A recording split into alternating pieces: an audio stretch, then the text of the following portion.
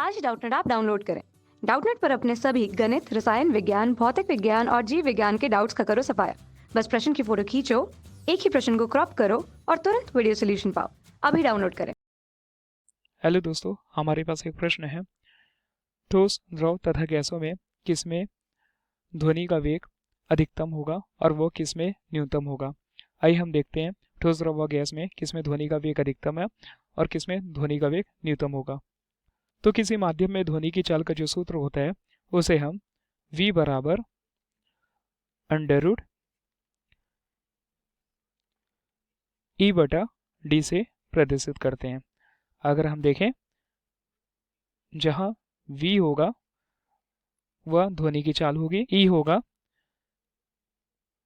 किसी माध्यम का प्रत्यास्थ गुणांक और डी होगा माध्यम का घनत्व। तो इस सूत्र से हमें यह ज्ञात होता है कि किसी माध्यम का घनत्व को अगर बढ़ाएंगे तो ध्वनि की चाल हमें कम मिलेगी और माध्यम के घनत्व को हम अगर कम करेंगे तो ध्वनि की चाल हमें बढ़ती हुई प्रतीत होगी।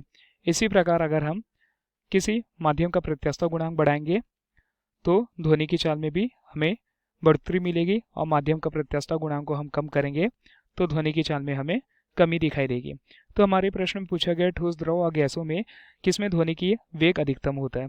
तो जैसे कि हमें पता है, या मान लीजिए कोई ठोस है, तो ठोस के जो अणु होते हैं वो एक दूसरे के अत्यंत पास पास स्थित होते हैं, यानी कि इनके अणु जो होते हैं एक दूसरे के साथ अत्यंत चिपकी हुई अवस्था में रहते हैं। इसी प्रकार अगर हम देखें, यह मान लीजिए ये ठोस के अणु के गुण हैं। इसी प्रकार अगर हम द्रव के अणु की बात करें तो द्रव के जो कण होते हैं ठोस की अपेक्षा थोड़े दूर दूर स्थित रहते हैं, जैसे कि हमें पता है ये द्रव के कण हो गए। और अगर हम गैस की बात करें तो गैस के जो कण होंगे वो द्रव की अपेक्षा और दूर दूर स्थित होते हैं। ये हमारा द्रव हो जाएगा, गैस हो जाएगा।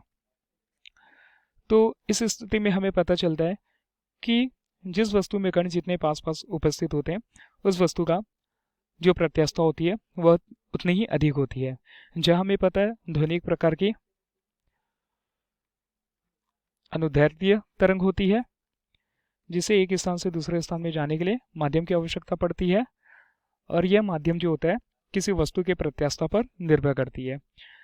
तो हमें यह पता चल गया कि ठोस के कण पास पास होंगे तो उनकी प्रत्यास्थता हमें ज़्यादा प्राप्त होगी, द्रव के कण दूर दूर होंगे तो द्रव की प्रत्यास्थता ठोस की अपेक्षा थोड़ी कम होगी, और गैस की प्रत्यास्थता है जो द्रव की अपेक्षा वो और कम होगी। तो ध्वनि उस माध्यम में अधिकतम गति करेगी जिस माध्यम की प्रत्यास्थता अधिक है, यानी कि हमारा उत्तर जो होगा वह होगा ठोस में ध्वनि की चाल सर्वाधिक होगी, उसके बाद द्रव में होगी, फिर उसके बाद गैस में होगी।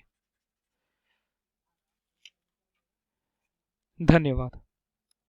कक्षा 6 से 12वीं से लेकर नीट, IIT, JEE वो एडवांस के लेवल तक 1 करोड़ से ज्यादा छात्रों का भरोसा।